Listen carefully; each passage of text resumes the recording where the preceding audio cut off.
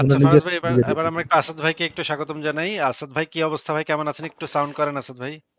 জি, আসিফ ভাই অনেক ধন্যবাদ। আমি ভালো আছি এবং অনেকদিন পর মানে আপনি তো নিশ্চয়ই জানেন যে দেশের অবস্থা যে একটা অবস্থায় আছে এটা খুবই ইন্টারেস্টিং একটা জায়গায় আছে। তো আমি ভালো আছি আসিফ ভাই। অনেক ধন্যবাদ।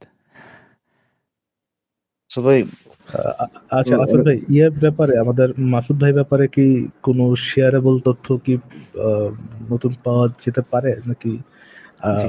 এটা ইয়ে না কথা বলাটা বেস্ট হবে? আমি আপনার কাছে একটু ছেড়ে দিচ্ছি আসাদ ভাই। অনেক ধন্যবাদ।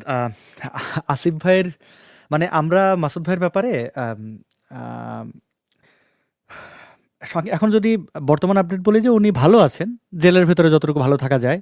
এই জেলের ভালো থাকা আসিফ ভাইও খুব ভালো করে জানেন কতটুকু ভালো থাকা যায়। আর নিজের দেশের জেলের চেয়েও ভারতের জেল কঠিন। কারণ ওইখানে 90% এর উপরে হচ্ছে বিনা মানে অপরাধী লোকজন। তো অপরাধীদের সাথে জেলে থাকা যায় না। আর আসিফ ভাই বাংলাদেশে যেই সময়টাতে ছিলেন, এর পরবর্তীতে একটা ইয়ে ছিল যে বাংলাদেশের আইন-কানুন অনেক ক্ষেত্রেই আইনের ফাঁকফোকর দিয়া বি নিরপরাধ মানুষকে জেলে ঢুকায়ে নেয়। ফলে দেখা যাইত আমার ধারণা জেলের মধ্যে অর্ধেকের মতোই নিরপরাধ লোকজন। তারা অন্য ভুয়া মামলায় ঢুকছে। ফলে ওই নিরপরাধ লোকজনদের সাথে জেলে থাকা যাইত। তো আচ্ছা মাসুদের আসাদ ক্ষেত্রে ভাই, খুব একটু কঠিন একটু হবে। আসাদ ভাই, জি, আমি জি। তো কি এটা ভুল শুনলাম? আমি তো মানে ধরুন একদিন বা দুদিন পরে শুনলাম যে উনি, ওনার যে রিলিজ এটা করা এখানে অনেক হয়েছে কিছু এটা। ঘটছে। আমি বলছি এটা অনেক কিছুই হইছে। আমি এটা একটু পদে, পদে বলি। আচ্ছা আসিফ ভাই আচ্ছা। এই পুরো বিষয়টাতে অবগত। তো দেখেন পশ্চিম বাংলার জেলে আমি ছিলাম ৬ মাস। তো ওইখানে সমস্যাটা আরেকটা বড় সমস্যা। এটা আমি কোনো ধর্ম বা বর্ণের ক্ষেত্রে বলতেছি না। এবং ভারতে মুসলমানরা যতটা নিরাপদ, ততটা নিরাপদ বাংলাদেশেও না। মানে বাংলাদেশেও অনেকগুলো সেক্ট মারামারি করে। ওইখানে সকল সেক্ট একসাথে থাকে। সে হোক শিয়া, সুন্নি, কারো মসজিদে কেউ হামলা করে না। তো তারপরে ভারতের জেলগুলোতে মানে জনসংখ্যার অনুপাতের চেয়েও অর্ধেকের বেশি মুসলমানরা। মানে যত আকাম কুকামে তারা কেন থাকে আমি জানি না। এটা খুব দুঃখজনক। পশ্চিমবাংলার আমি আম আ আলিপুর একটা জেল আছে সেটার নাম হচ্ছে Presidency central home correctional home. তো ওইখানে বেশিরভাগ অপরাধী হচ্ছে মুসলিম। খুন, ধর্ষণে খুব গুরুতর অপরাধী তারা থাকে। তো মাসুদ ভাইয়ের এটার জন্য এটা কঠিন জেলের ভেতরে। তাও আমরা চেষ্টা করছি কোনোভাবে তার খোঁজখবর নিতে। কয়েকজন যেয়ে দেখা করছেন, আইনজীবী আছেন। তার কোনো সমস্যা এখন নাই। আমরা আইনি প্রক্রিয়াটা আইনিভাবেই দেখার চেষ্টা করছি। এবং আপনি ইকবাল ভাই যে জিনিসটা বলছেন যে উনি বের হয়ে গেছেন। এখন যেহেতু উনি জেলে এক প্রকার কোনো কিছু গোপন রাখা বা ইয়ে করার আর কিছু নাই আরকি। এটা দিয়ে কোনো কিছু প্রভাবিত হবে না।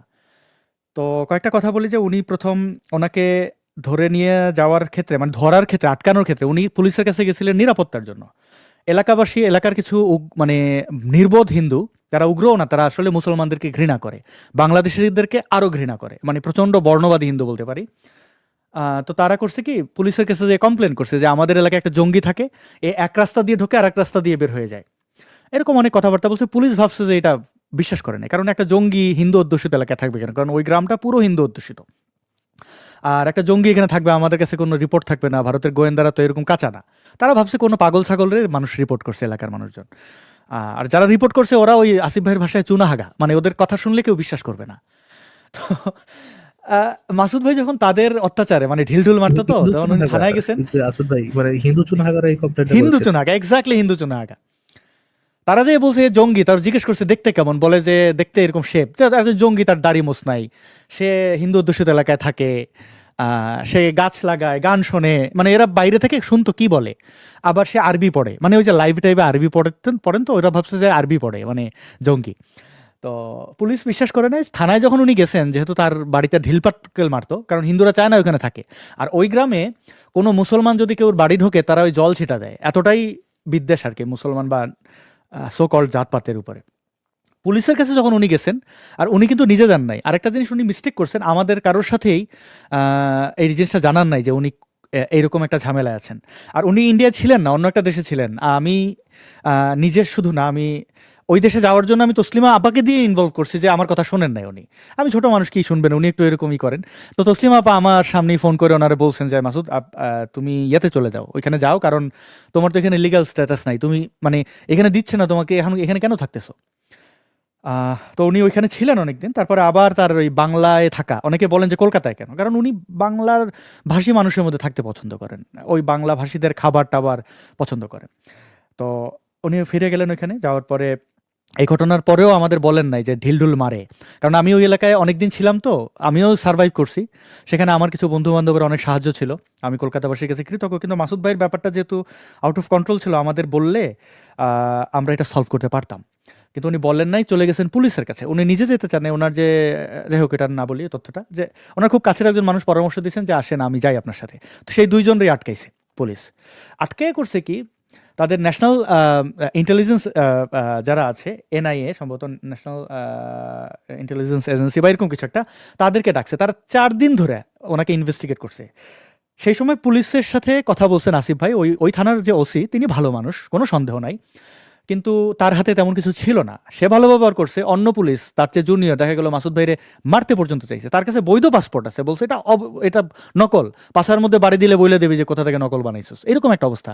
এরা বাংলাদেশিদেরকে খুব ঘৃণা করে। আর বিশেষ করে এই সরকার পতনের পরে বাংলাদেশের যে খেলা দেখছে ওরা, স্বাভাবিকভাবে ওদের দেশে তো এরকম মব, এই যে শেখ হাসিনার প্রাইভেট গার্মেন্ট, এগুলো তো ওরা কলকাতার মানুষজন ভাবতেই পারে না। তো এই অনেক ঘৃণা একত্রিত হয়েছে।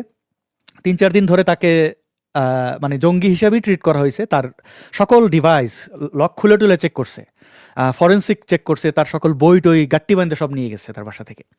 তো এরকম অনেক কিছু করার পরে যখন ওরা বুঝছে যে আসলে তারা যাদের ভাবতেছে এটা সে না, তারপর তাকে তারা এফআরওতে নিয়ে গেছে, আইনি প্রক্রিয়া সমাধান করে তাদের কাছে নিরপরাধ, সকল আইন টাইন দেখে তাদের ছেড়ে দিছে। এইবার দেখেন, এই যে ভারতের এই যে দিল্লিতে হামলা, মানে যারা জঙ্গি তাদেরকে নিয়ে ওইভাবে ইনভেস্টিগেট হয় না মনে হয়। মাসুদ ভাইয়ের মতো লোক, যার কিনা গোয়েন্দাদের কাছে তার রিপোর্ট আছে, সে কে? কারণ যেদিন উনি এয়ারপোর্টে নামছেন, 2017 সালের কথা বলতেছে, তার প্রথমে গোয়েন্দা ধরছে, আপনি কই যাবেন, কার কাছে? সে তার পরিচয় দিচ্ছে যে আমি এই কারণে আমি ইন্ডিয়াতে আসছি, আমি আর ফিরবো না। তখন ওই এয়ারপোর্টে তারে, আমি তো তখন চিন্তায় পড়ে গেছি, কিরে ফোন ধরে না কেন? কারণ তার ফ্লাইট কখন নামবে এটা তো আমি জানি। আমরা ওইখানে যেয়ে বসে আছি এয়ারপোর্টের সামনে। তো তারপরে দেখা গেল 3-4 ঘন্টা তাকে ইনভেস্টিগেট করছে, তার ফোন নাম্বার রাখছে। এর পরবর্তীতে তাকে বিভিন্নভাবে ভেরিফাই করছে যে জঙ্গি কিনা। তো গোয়েন্দা রিপোর্ট তো তার কাছে আছে, ওই গোয়েন্দা রিপোর্টের ভিত্তিতে তো তার ভিসা এক্সটেন্ড করা হয়েছে। আপনি যে একজন বললেই তো তার ভিসা এক্সটেন্ড করবে না। তো এই জটিলতাগুলো ভারতের গোয়েন্দারা আসলে তার ব্যাপারে খোঁজ নেয় নাই, আমি মনে করি দায়িত্ব পালন করে নাই। মানে তার ব্যাপারে যে আগ্রহী হয় না, ওইরকম আগ্রহী ছিল না। তাকে যখন ছেড়ে দিল, মাসুদ ভাই যখন বের হন পুলিশের কাছ থেকে, পুলিশ স্টেশনে থাকতেই তিনি যখন জিনিসপত্র গোছাচ্ছিলেন, তখন আমি নিজে ওনাকে ফোন করে বলেছি যে মাসুদ ভাই, আপনি আরেকটা তার ব্যক্তিগত জটিলতা ছিল, আমি বলছি আপনি ওইখানে ফোন করে আপনি কথা বলেন, বাইরে কোথাও কোনো স্ট্যাটাস দেবেন না, আপনি বের হয়েছেন। আমরা আতঙ্কিত থাকি, অনেকেই আপনাকে ভালোবেসে আপনার মুক্তি চাইবে, থাকুক, কারণ পুলিশ ধরে নিয়ে গেছে, পুলিশ আপনার আটকায় রাখছে 3 দিন, এখন আপনারা ছাইড়ে দিছে কিনা এটা পুলিশের রেসপন্সিবিলিটি। তাদের যদি এটা জানাইতে হয় তারা মিডিয়া ডাইকে জানায়, কিন্তু আপনি জানাইতে যান না। কিন্তু উনি কোনো কারণে পুলিশের প্রতি ওনার খুব ভালোবাসা। আসিফ ভাই ভিকটিম, আমি ভিকটিম, আমরা জানি পুলিশকে বিশ্বাস করা যাবে না। আবার আসিফ ভাই দীর্ঘদিন ধরে পশ্চিমে থাকেন, এই আশেপাশের এই পুলিশ দেখলে আসলে অনেক কিছু আমরা হয়তো ভুলেও গেছি, কিন্তু পুলিশ যে বেইমানিটা করবে ধারণা করছিলাম। উনি স্ট্যাটাস দিয়ে দিয়েছেন, তারপরে পুলিশের প্রশংসা করে পরবর্তীতে আরেকটা স্ট্যাটাস দিয়েছেন। আমি দেখলাম কি শত শত মানুষ আমাকে মেসেজ করতেছে, কারণ ওই ইংরেজিতে স্ট্যাটাস দিচ্ছেন, তো ওইটা কেউ বিশ্বাস করে নাই। আমি তারপরে সবাইকে আশ্বস্ত করতে করতে বিরক্ত হয়ে আমি নিজেও স্ট্যাটাস দিয়েছি যে উনি মুক্তি পাইছেন, উনি মুক্ত এবং নিরাপদ জায়গায় উনি ছিলেন। তারপর পুলিশ তাকে ডাকছে পরের দিন, 1 দিন পরে। তো আমি অনুরোধ করছি যে মাসুদ ভাই, স্ট্যাটাস দিয়ে ফেলছেন, এটা ঠিক হয় না, কিন্তু দিয়ে তো ফেলছেন এটা, কিন্তু আপনি একটা কাজ করেন, পুলিশের ওইখানে যায়েন না, আপনি তাদের কথা না শুনলে আপনাকে ধরে নেবেন, আপনি ডিভাইস টিভাইস বন্ধ। কিভাবে কি করতে বলছি, কারণ ওনার ওই পুরোপুরি পারমিশনটা, মানে পারমিশনটা এক প্রকার এফআরও থেকে হয়েই গেছে, তো ওটার অফিসিয়াল কিছু সময় লাগে, সেটা আসার পরে আপনি পুলিশের কাছে যান, আপনার পেপারস নিয়ে আপনি যান। তো না, উনি পরের দিন বলছেন যে আমি যাব না, আমি দূরে আছি, এর পরের দিন যাব। তো উনি গেছেন। তো উনি একজন প্রাপ্তবয়স্ক মানুষ, ওনার সিদ্ধান্তই আমাদের সিদ্ধান্ত, আমি কি করতে পারি। উনি গেছেন, যাওয়ার পরে বলছে সরল পরামর্শ, আসলে বেইমানি করছে পুলিশ। তাকে তারপরে অ্যারেস্ট করে জেলে পাঠিয়ে দিছে। যে মামলায় তাকে জেলে পাঠাইছে, এই মানে ভিসা মানে ওভারস্টের জন্য সর্বোচ্চ শাস্তি হচ্ছে তার জেল, মানে তাকে কাস্টাডিতে পাঠাইতে হবে। একটা দেশের নাগরিক বা ফরেন ন্যাশনাল হইলেও তাকে জেলে কখন পাঠানো হয়, যখন পুলিশ মনে করে, আদালতের কাছে জানায় যে সে পালিয়ে যেতে পারে, তখন। নইলে তো সে তো থাকবে, তার যদি থানায় নিয়ে পুলিশে কোর্টে তোলে তাহলে সে বেল নেবে। পুলিশ তাকে কোনো আইনজীবী ধরতে দেয় নাই, আমাদেরকেও জানাইতে দেয় নাই। তো তারা আইনজীবী ধরে তাৎক্ষণিক, মানে পুলিশ স্টেশনে গেলে কি হয় যে পরের দিন তাকে কোর্টে চালান করবে, ওই সময় তারা ডিরেক্ট কোর্টে নিয়ে গিয়ে তাদের একটা সাজানো উকিল নিয়ে ওইখানে যে যা করলে আর কি সে জেলে যায়, ওইটাই করা হয়েছে। তো আচ্ছা ভাই, আহ, আপনি এই- এই- একটা প্রশ্ন করতে পারি এইখানে, জি এই জি জায়গাটা? জি নিশ্চয়ই, জি ওই নিশ্চয়ই। আপনি ভিসা ওভারস্টের কথাটা বললেন না, আমি যে জানতে চাচ্ছি যে আপনারা কেউ কি আমি জানি না এটা আসলে পাবলিকলি বলাটা উচিত কিনা, মানে উত্তর দেওয়াটা উচিত কিনা, বাট অ্যাকচুয়াল চার্জ যেটা, সেটা সম্পর্কে হুম। কি আপনারা কোনো কিছু দেখছেন, মানে অফিসিয়াল কোনো কিছু দেখছেন যে হ্যাঁ, দেখছি, হ্যাঁ। এটা কি বলা যায় যে এটা মানে আসলে ওনার বিরুদ্ধে মানে এক্সাক্ট অভিযোগটা কি? অভিযোগ হচ্ছে যে উনি ভিসা এক্সপায়ার করা যাওয়ার পরে ভারতে অবস্থান করছেন। এটা হচ্ছে একটা অপরাধ, এবং এই অপরাধের শাস্তি কি হয়? অর্থদণ্ড। তাকে হ্যাঁ, একটা তো নির্দিষ্ট এটা অর্থদণ্ড করবে, অর্থদণ্ড দিয়ে তাকে ডিপোর্ট করে দেবে, রাইট। অথবা তাকে একটা ডেট ধরাইয়ে দেবে যে আপনি এতদিনের ভিতরে ভারত থেকে বের হয়ে যেতে হবে। এবং এর পরেরটা হচ্ছে, পরের সাজা হচ্ছে যে তাকে তাৎক্ষণিক ডিপোর্ট। এর পরের সাজা হচ্ছে যে তাকে কোর্টে তুলে তার ব্যাপারে ম্যাজিস্ট্রেট ডিসাইড করবে যে তাকে কি করা উচিত। এবং সর্বোচ্চ হচ্ছে যে তাকে জেলে রাখা এবং 5 বছরের সাজা দিয়ে বাংলাদেশে ডিপোর্ট করা।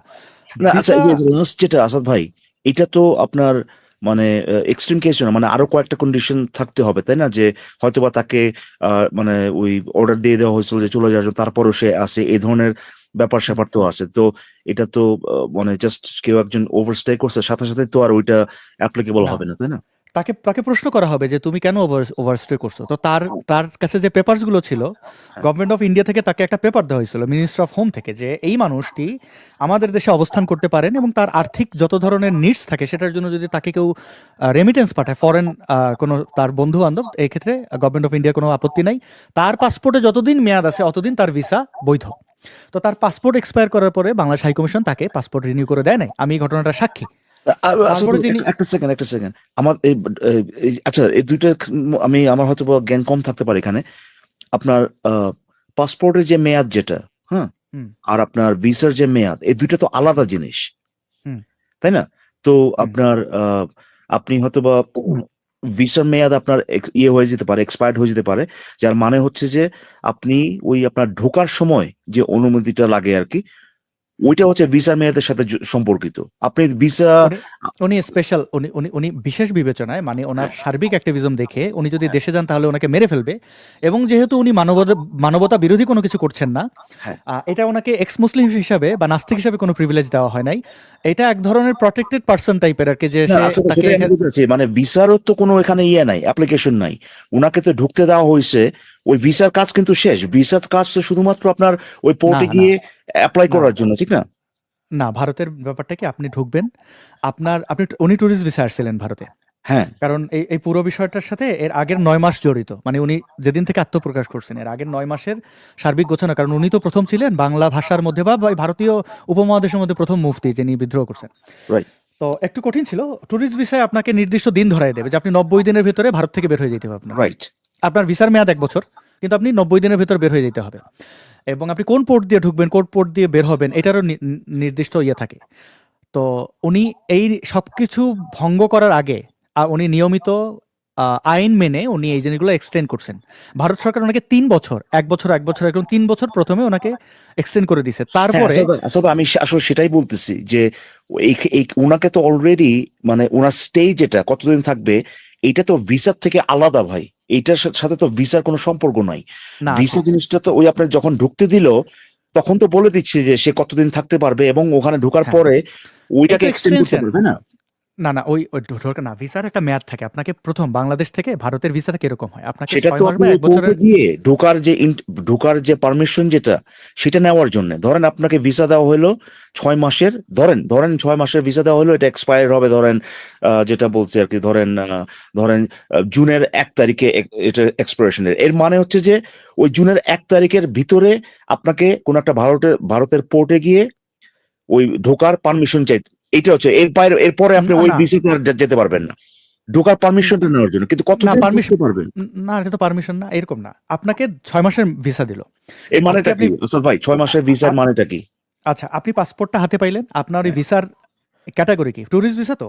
তাহলে এখানে লেখা থাকবে মাল্টিপল এন্ট্রি নাকি সিঙ্গেল এন্ট্রি। যদি সিঙ্গেল এন্ট্রি থাকে তাহলে আপনি একবারে ঢুকতে পারবেন, এবং আপনি ওই 90 ডেজ পিরিয়ডের মধ্যে আপনি বের হয়ে যাবেন। ওই 6 না মাসের না আচ্ছা ভিসার ভাই, আপনি আচ্ছা তো আমি সেটাই, আমি আসলে ওই যে মাল্টিপল সিঙ্গেল ওইটা আপনি কতবার ঢুকতে পারতেন, ঠিক আছে, আমি জানতেছি যে ভিসার মেয়াদের কথা যখন আপনি বলতেছেন, ভিসার মেয়াদের মানে হচ্ছে যে আপনি ওই মেয়াদের মধ্যে ওই মেয়াদের মধ্যে ওই ভিসাতে আপনি ঢোকার জন্য একটা পোর্টে যেতে পারেন, দ্যাটস ইট। এরপরে মানে আপনি ধরেন ভিসা, যেটা বললাম যে ভিসার এক্সপায়ারেশন ধরেন জুনের 1 তারিখ, মের 31 তারিখেও যদি আপনি যান তখনও কিন্তু আপনাকে 90 দিনের জন্য ঢোকা দিতে পারে, ঠিক না? না না না না, নো নো। আপনি যদি সাধারণত 15 দিনের ভিসা যদি না থাকে ঢুকতে দেয় না, ইমিগ্রেশন থেকে আপনাকে ব্যাক করে দেবে। যে একদিনে আপনি আপনি ওখানে যেহেতু ট্যুরিস্ট ভিসা এক্সটেন্ড করা যায় না ভারতে সাধারণত, 99.99% আপনার ট্যুরিস্ট ভিসার যতর মেয়াদ, আমি একটু সংক্ষেপে বোঝাই। আপনাকে 1 বছরের ভিসা দেওয়া হলো, আপনি জানুয়ারিতে ভিসাটা পাইলেন হাতে, জানুয়ারির 1 তারিখ। হ্যাঁ। আপনি ডিসেম্বরের 31 তারিখের মধ্যে আপনি ভারতে ঢুকতে পারেন, বাট 15 দিন হাতে রেখে ঢুকতে হবে। আপনি ডিসেম্বরে যে ঢুকলেন, ডিসেম্বর 1 তারিখ, তাই তো? আচ্ছা তো ঢোকার পরে আপনাকে ডিসেম্বরের ওই 31-এর মধ্যে আপনাকে বাইর হইতে হবেই, এতে কোনো এক্সকিউজ কোনো কিছু কাজে লাগবে না। আপনি ঢুকছেন, তারপরে তারপরে এটা ডিফারেন্ট আর কি। আমি যতদূর জানি এবং মোটামুটি ভালো করেই জানি আর কি, যে ভিসাটা যা শুধুমাত্র আপনাকে একটা পোর্টে গিয়ে সেখানে সেই কান্ট্রিতে সেই দেশে ঢোকার যে পারমিশনটা যেটা সেটা সিক করতে দেয়, দ্যাটস ইট, আর কিছু না। মানে ধরেন আমেরিকাতে আপনি আসবেন, আমেরিকান ভিসা ধরেন, ভিসায় ধরেন, এটা শুধুমাত্র যে আপনাকে যে আপনি যে এখানে পোর্টে আসবেন, হ্যাঁ, ওই যে ভিসার মেয়াদ ওইটার ভিতরে আসতে হবে। আপনি হয়তো বা শেষ দিনেও আসতে পারেন, এরপরে আপনাকে 3 মাস থাকতে দিতে পারে, 6 মাস থাকতে দিতে পারে, কিন্তু আপনি যদি স্টুডেন্ট হন, আপনি যতদিন স্টুডেন্ট ততদিন আপনি থাকতে পারবেন। এর মানে হচ্ছে যে আপনি যদি বের হয়ে যান, আপনি যেহেতু ভিসা এক্সপায়ার্ড হয়ে গেছে অলরেডি, যদি শেষ দিনের কথা বললাম, পরের দিন যদি আপনি বের হয়ে যান, ওই ভিসাতে আর আপনি ঢুকতে পারবেন না, কারণ আপনার ভিসা এক্সপায়ার্ড হয়ে গেছে। কিন্তু আপনি যখন ঢুকে গেলেন, এরপরে যে না, ভারতে এটা পারবেন না। হ্যাঁ, আমি সংক্ষেপ করে দিই, কারণ দর্শকরা গোলাই ফেলবে। দেখেন, না, ভারতে এটা সম্ভব না। যারা এখানে ভারতে গেছেন, আগে আসছেন, তারা বুঝতে পারবেন, কমেন্ট করলে ভালো হয়। তো দেখেন, আপনি আপনার ভিসার মেয়াদের মধ্যে কিছু নির্দিষ্ট দিন রেখে ঢুকতে হবে। আবার আপনি 1 বছরের ভিসা পাইছেন, আপনি জানুয়ারিতে পাইছেন, জানুয়ারিতে ঢুকলেন, এর মানে এই না যে আপনি ওই জানুয়ারি টু ডিসেম্বর পর্যন্ত থাকতে পারবেন। আপনাকে 90 দিনের ভিতরে ভারত থেকে বের হতে হবে। 100% ওটা বলে দেয় যে কতদিন থাকতে পারবে। আমি এটাই জানতে চাচ্ছিলাম যে মাসুদ ভাইয়ের যে স্টেজ, এটা যে অথরাইজ স্টেজ, এটা ওইটা তো আর উনি করেন নাই, ওইটা তো আর উনি ব্রেক করেন নাই যতদিন। আচ্ছা আচ্ছা, এই প্রসেসটা বোঝেন। হ্যাঁ, আপনি পুরোটা শুনলে বুঝতে পারবেন। না, ইটস অল রাইট। তো উনি যখন ওনার 90 দিনের আগেই উনি আবার এফআরওতে যে অ্যাপ্লাই করছেন, ওনার গোয়েন্দা রিপোর্ট ছিল, এবং উনি তো ইন্ডিয়াতে এসে উনি ওনার একজন মানুষ ভেগদারি হইলে তো সে এত বড় রিস্ক নেবে না, ধর্মত্যাগ করা, বুঝছেন? তো তারা এটা দেখছে যে এখন এরা যদি পাঠিয়ে দেয়, কারণ ট্যুরিস্ট ভিসা তো আপনি ওখান থেকে বাংলাদেশেই ব্যাক করতে হবে। অন্য দেশে ভিসা পাইলেও সাধারণত ইন্ডিয়া তাদের ল্যান্ড ব্যবহার করে অন্য দেশে যাইতে দিতে চায় না। মানে মেডিকেল ভিসা হলে তো অবশ্যই না, আপনি বাংলাদেশ থেকে আসছেন, বাংলাদেশেই ব্যাক করতে হবে। আপনি আমেরিকার ভিসা পান আর আপনি জাতিসংঘের সেমিনারে যান, আপনাকে মেডিকেল ভিসা ঢুকলে দিতে, এরকম অনেক কিছু রেস্ট্রিকশন আছে। এটা তাদের সিকিউরিটির জন্য করছে। মাসুদ ভাই যথাযথ প্রক্রিয়া মাইনাদ উনি ভিসার মেয়াদ আরও 1 বছর পাইছেন, এবং ওনার স্টে অর্ডারটা ভিসা অনুযায়ী দিচ্ছেন, ওই যে 90 ডেজ বা 60 ডেজ ওটা রাখে নাই। এইভাবে 3 বছর ইন্ডিয়ান গভর্নমেন্ট তাকে এটা এক্সটেন্ড করে দেওয়ার পরে তারা বলে দিচ্ছে যে, আর বারবার ওরাও বিরক্ত যে ঠিক আছে, পাসপোর্টের যতদিন মেয়াদ ওই পর্যন্ত ওনাকে একটা লিখিত দিচ্ছে, ওই লিখিতটা আমার কাছে আছে। তারপরে ওনার পাসপোর্টের মেয়াদ শেষ হওয়ার আগে উনি বাংলাদেশ হাইকমিশন গেছিলেন, কলকাতায় অবস্থিত। তারা ওইখানে আমাদের হাসিনা শাহী, মমতাময়ী উনি ছিলেন ক্ষমতায়, তার মহামান্য সকল জঙ্গি ছাগু দিয়ে ভৈরা ছিল কলকাতা হাইকমিশন। তো তারা দেয় নাই ভিসা তাকে। কারণ কি, মুফতি মাসুদের বিরুদ্ধে বাংলাদেশে কোনো মামলা আছে না, তার অপরাধ কি, সে নাস্তিক। দেয় না, বলে দিচ্ছে, আপনি নাস্তিক ভাবছেন কেমন আপনার দেবে। তো ওদের ধন্যবাদ, অনেক ধন্যবাদ শেখ হাসিনাকে যে তারা ওইখানে আটকায় রাখে নাই বাংলাদেশ হাইকমিশন। মানে ওটা তো বাংলাদেশের ভেতরেই ঢুকে যাওয়া, তাই না, একটা হাইকমিশন ঢোকা। তো আটকে তারা রাখে নাই, জামাল কাশকজির মতো টুকরা করে ফেলে নাই, কাটে নাই তারে এই কাটার দিয়া। বোধহয় এখানে কলকাতায় কিনতে পাওয়া যায় না মানুষ কাটার দিয়ে। যাই হোক, ওই ট্রেনিং বোধহয় ওই জঙ্গিদের ছিল না, এটা আমি একদম জেনে শুনেই বলতেছি, তারা মিসবিহেভ করছে। তো ওইখান থেকে আপনি জানেন, ওই কলকাতা হাইকমিশনে আপনি কোনো ইন্ডিয়ান যদি ভিসার জন্য অ্যাপ্লাই করে বাংলাদেশে যাওয়ার জন্য, তারে বৈধ পথে দেয় না, আপনি ঘুষ দেবেন ওইখানে। মানে ওই ছ্যাঁচড়াগুলো ওইখানে ঘুষ খায়, 1500 টাকা সামনে দালাল বসে রাখছে, 1 দিনে ভিসা 2 দিনে ভিসা দিয়ে দেয়। তো এটা আমার বাংলাদেশের সুনাম, করতেই হয় আমাকে। তো মাসুদ ভাই পাসপোর্টে রিনিউ করলো না, তারপরে তিনি অনেক কষ্ট করে অন্য একটা দেশে যাইয়া তিনি পাসপোর্টটা রিনিউ করছেন।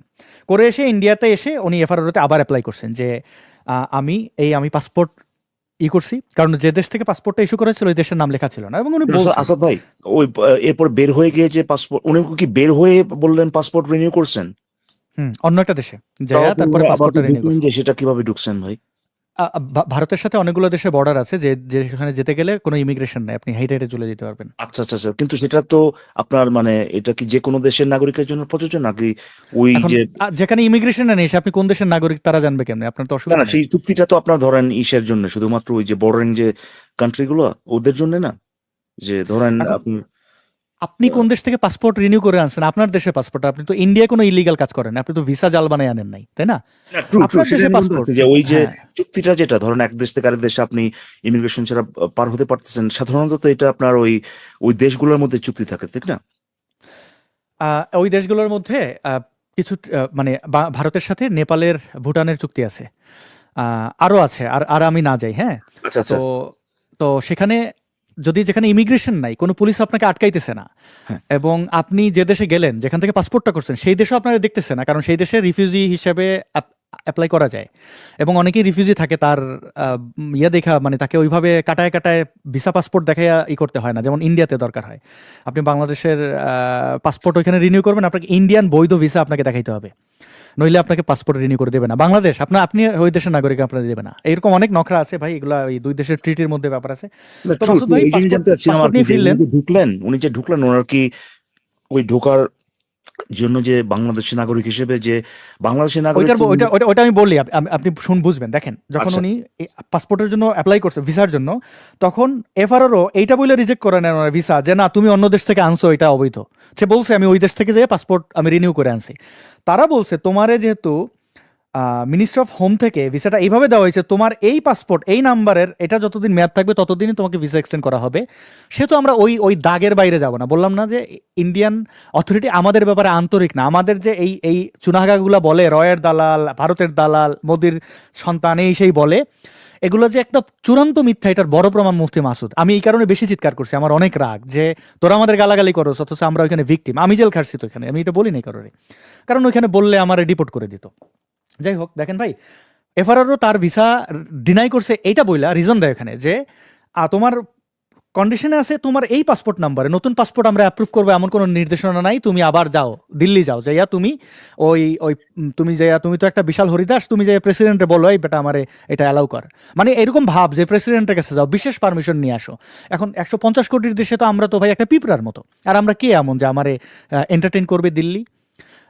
তো যাই হোক ভাই, এটা দুঃখের কথা। আচ্ছা, ওই সময় কি উনি ডিটেনশনে ছিলেন নাকি ওই সময় উনি বাইরে ছিলেন, মানে ফ্রি ছিলেন? ফ্রি ছিলেন বলেই তো পুলিশ পরে, মানে ফ্রি ডিটেনশনে থাকলে তো আমরা আগেই জানতাম, তাই না? Right, এফআরওর তো নিয়ম। তো ওনাকে তো ঢুকতে দিছিল, তো ওই নতুন পাসপোর্টে ঢুকতে দিল, তা ওনাকে কোনো সময় দেওয়া হয়েছিল যে এতদিনের মধ্যে? না ভাই, আপনি বোঝেন নাই। ঢুকতে দেবে কেন? ঢোকার তো ব্যাপার না, কারণ উনি তো পাসপোর্টের মধ্যে তাকে তো স্টে করতে দিচ্ছে, তাই না? আপনি যেটা বলতেছেন এটা তো অটোমেটিক কথা। মানে ওনার অ্যাপ্লিকেশন ডিনাই করছে, তার মানে কি আবার অ্যাপ্লিকেশন করো বলতেছে? কি বলছে যে আপনি যাইয়া এই পারমিশনটা নিয়ে এসে আবার অ্যাপ্লাই করেন, তাই তো? উনি তার মানে কোথায় কি? ছিলেন তাহলে ওই তো সময়? উনি কোথায় ওই সময়? কলকাতা। উনি কোথায়? কলকাতা, মানে ভারতে, তাই না? তো তাহলে তো উনি তো অলরেডি আসেন সেখানে, উনি জাস্ট তার স্টেটা অথরাইজ কিনা, তার যে থাকার যে পারমিশন আছে কিনা, এইটা নিয়ে উনি কাজ করতেছেন।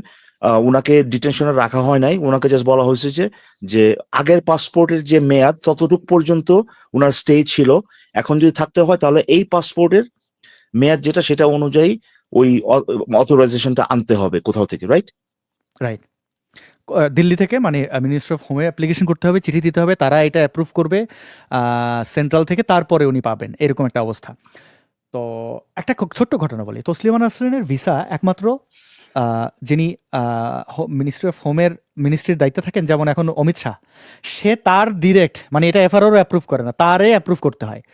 তো সে মাঝে মাঝে অন্য, মানে তার ফাইল টিপায় পড়ে যায়। তো এটা নিয়ে তসলিমা নাসরিনকে লিখতে হয়, অনেক জায়গায় লেখালেখি, মিডিয়া আসলে তার মিনিস্ট্রির কেউ যদি একটু খবর পড়ে, তারপরে যে মন্ত্রীরা বললো যে মন্ত্রী মহোদয় এটা তো এরকম, তারটা তো করা উচিত, তারপরে পুরোনো ফাইল খুঁজে তার ভিসা অ্যাপ্রুভ করা হয়।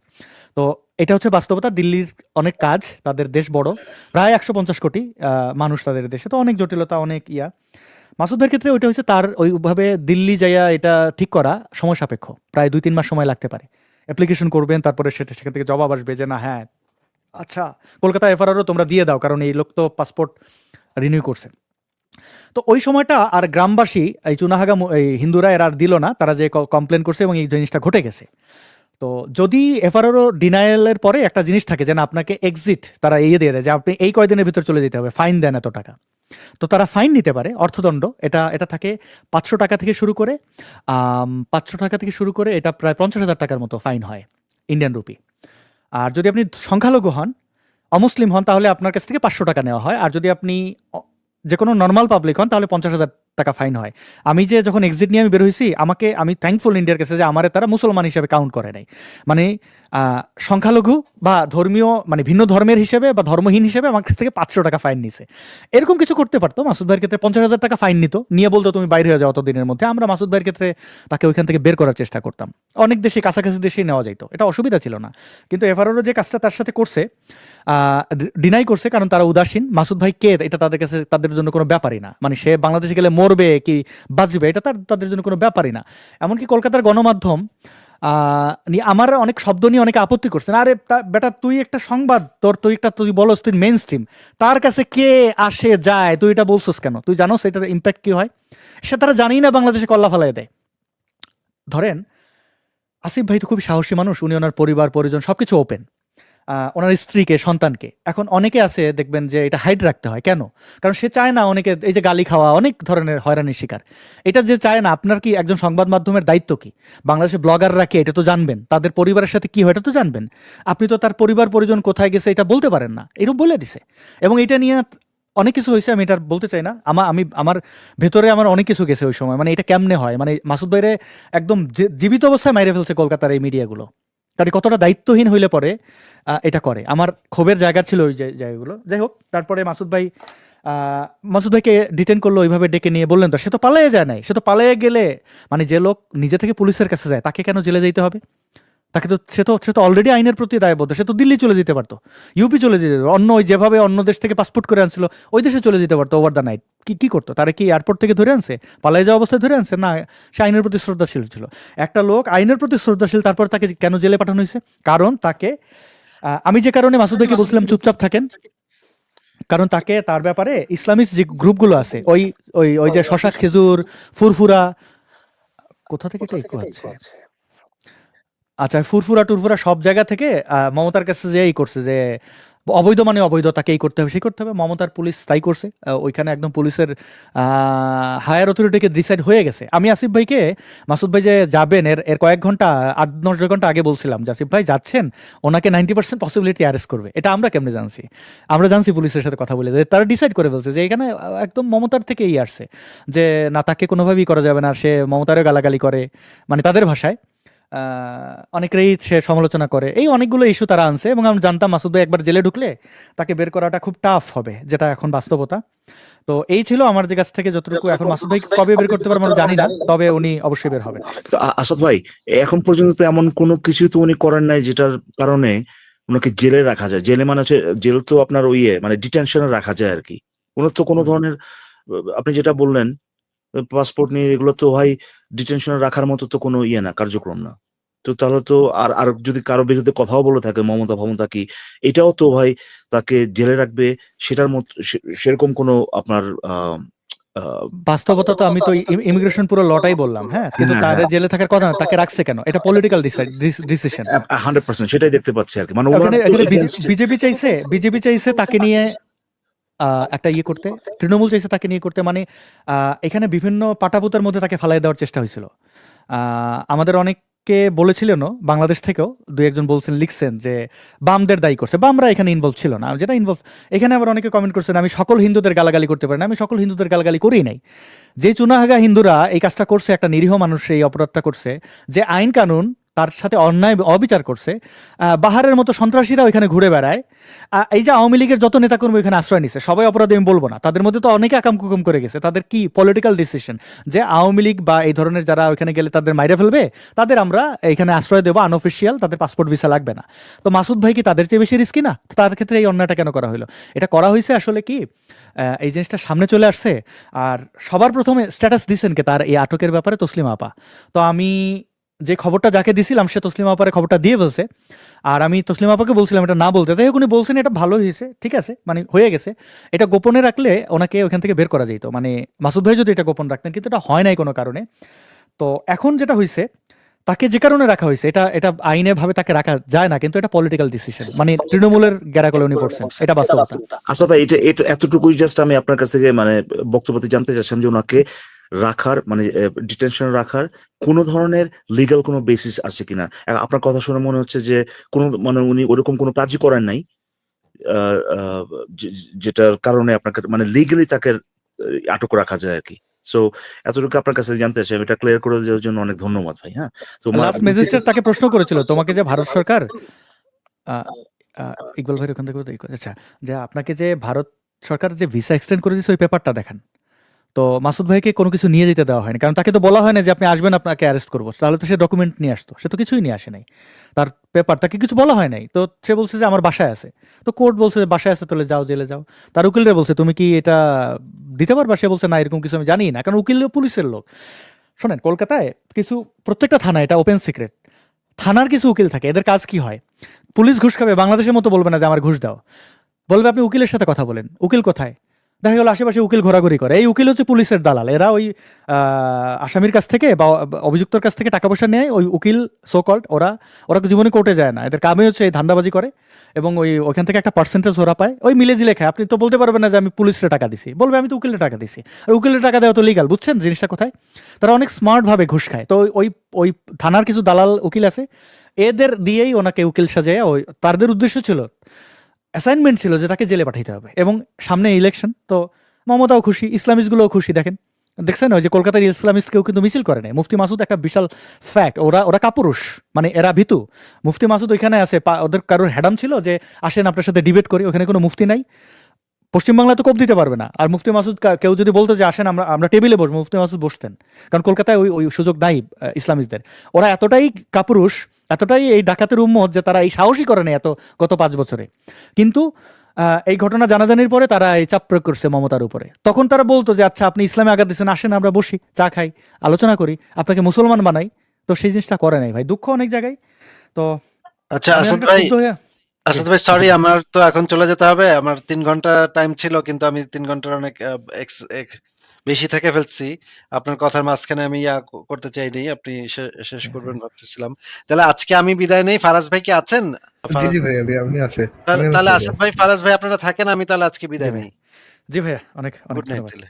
জি আসাদ ভাই, প্লিজ একটু আমাদের জি আর কি চাবেন? জি, ওই আর কি বলা শেষই আর কি, আর কিছু নাই। এরপরে যদি ইকবাল ভাই আপনার কোনো ইয়ে থাকে, আহ, আসলে ভারত আমাদের জন্য অনেক কিছু করতে পারতো। মানে আমি মুফতি মাসুদ ভাইয়ের এই ব্যাপারটা অনেক বেশি, যখন এটা অবধারিত যে উনি জেলে যাচ্ছেন, জেলে চলে গেছেন আর কি, এখন কোর্ট আদালত এখানে, এখন ইসলামিস্টরাও কিছু করতে পারবে না ওনার বিরুদ্ধে, মানে কোনো এনিমি কেউ কিছু করতে পারবে না। এখন আইনিভাবেই বের করতে হবে, এবং অন্য যে কোনো বাংলাদেশের গরু চোরাকারবারির ধরা খাইলে যেরকম তাকে আইনি করে যেতে হয়, কোনো একটা টেরোরিস্ট যেরকম ধরা খাইলে যেভাবে আইনি যে প্রক্রিয়া বাইর হতে হয়, মাসুদ ভাইকে একই প্রক্রিয়া বাইর হতে হবে।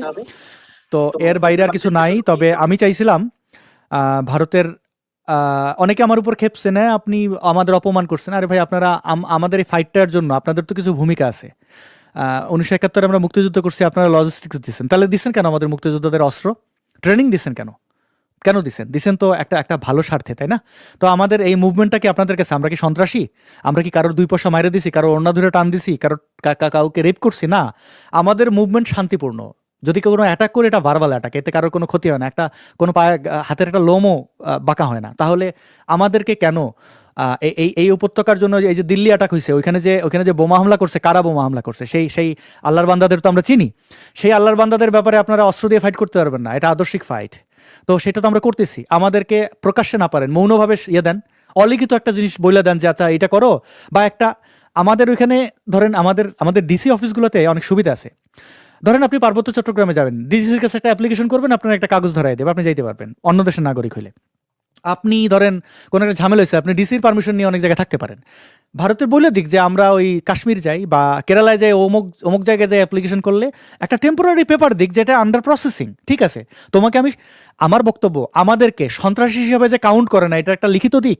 তাহলে আমরা পুলিশকে বলতে পারি যে আমার অ্যাপ্লিকেশনটা পেন্ডিং আছে, আমাকে কিছু সময় দাও, আমি এটা সলভ করতেছি। আমরা তো সচেতন মানুষ, আমরা তো আর এইরকম এতটা মূর্খ বা এতটা অজ্ঞ না যে আমরা আইন অমান্য করব।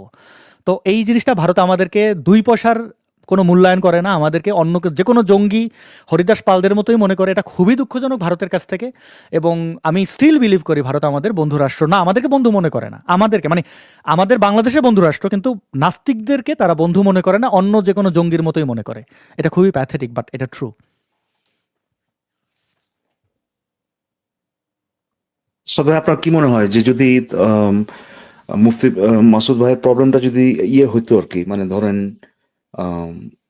ভিসা সংক্রান্ত যদি হইতো, তাহলে পরে মানে পলিটিক্যাল না আর কি, তাহলে পরে এটা আরো ইজিয়ার হইতো, ঠিক না, এই জিনিসগুলো ট্যাকল দাও। অফকোর্স যদি দিল্লি মানে এখানে ফরেন ন্যাশনাল কি করবে, কই থাকবে কি থাকবে না পুরো দিল্লি ডিসাইড করে। আওয়ামী লীগের বেশিরভাগ নেতাকর্মী কলকাতায় আছে, তো তারা তারা তাদেরকে ওই ওয়েস্ট বেঙ্গল পুলিশ ধরে নিতেছে না, তাদের প্রত্যেকটা জায়গায় জায়গায় লিস্ট আছে, লিস্টের তারা তাদের একটা রাষ্ট্রীয় একটা সিদ্ধান্ত দিয়েছে, জানাইছে। তো এটা কি আওয়ামী লীগের নেতাকর্মীরা কেউ ওই ওই তাদের তাদের কি পারমিশন দিছে এটা আপনি জানেন? কোনো সাংবাদিক এটা প্রকাশ করছে না, কারণ এটা এটা লিখিত না, ভার্বাল। তো অনেক সিদ্ধান্ত রাষ্ট্র করতে পারে। তো যদি সেন্ট্রাল থেকে মাসুদ ভাইকে ওইরকম কোনো নিশ্চয়তা দিত যে ঠিক আছে, এফআরও যদি তার ভিসাটা অ্যাকসেপ্ট করে নিত, তাহলে তো মমতার ক্ষমতা আছে নাকি তারা ধরে নিয়ে যাবে? মমতা নিজেও যদি তার পলিটিক্যাল বক্তব্য দিলে পারতো না, কারণ এটা পুরো সেন্ট্রালের উপরে। অনেকে এই জিনিসটা বলছে না, যে বলে এই মমতা কি যেন মমতা বেগম এটা করছে। আরে মমতা বেগমের ক্ষমতা আছে, সেন্ট্রাল যদি আমাদের মৌনভাবে সমর্থন দেয়, সেন্ট্রাল আমাদের টেররিস্ট মনে করে, অন্য যে কোনো আব্দুলের মতো মনে করে। সো এখানে তো আমি বলবো বিজেপির এখানে দায়। তারা ক্ষমতায় আসছে, তারা বলে এই হিন্দু খাতরা মেহে, এগুলো সব মানে জাস্ট জামাত শিবিরের একটা হিন্দু ভার্সন বিজেপি, আর এর বাইরে কিছুই না।